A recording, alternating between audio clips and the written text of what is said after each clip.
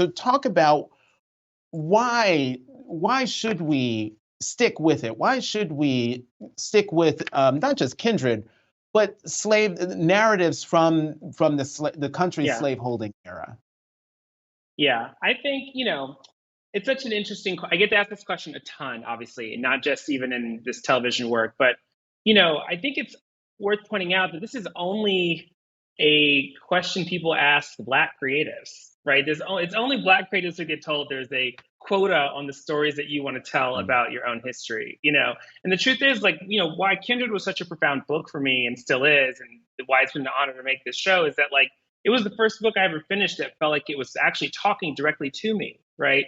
You're in conversation with someone who has both Black and white ancestry, who identifies as Black, and that ancestry is complicated, and they're not, surprise surprise, love relationships as far as they're passed down through generations.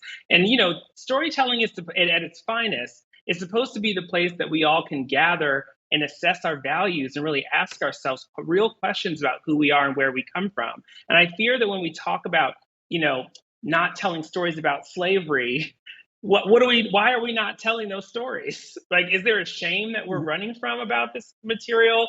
I can understand, like, not wanting to enter it every time and feel the effects of physical trauma, witness one female character after another sexually assaulted. And that's definitely an aversion I have as a viewer, right? I think one of the big statements I made to my writers early on is that I wasn't interested. I wanted to, there's already enough work out there that talks about the absolute gory degradation of slavery. And that was a reality of that system. But I think when we make work just about that element, we lose sight of the fact that this was a pervasive way of life for people. This is the thing that most people thought they were doing good within that system.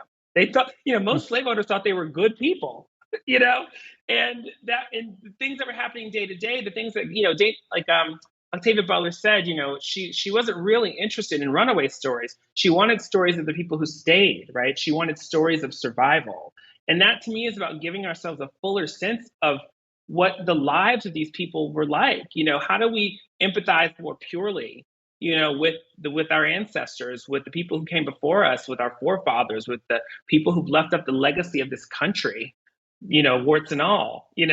So for me, you have to tell the stories. I mean, there are people literally who want to remove this from the history books. So there's something at stake in it. You know what I mean? Mhm, Now, whether or mhm. not whether and that's what you need to watch every day after work, after your hard job, you want to sit down and kick back and enjoy some jujubes and some of this. That's another conversation. But the stories are essential because the stories are us. We can't cheat ourselves of ourselves in that way.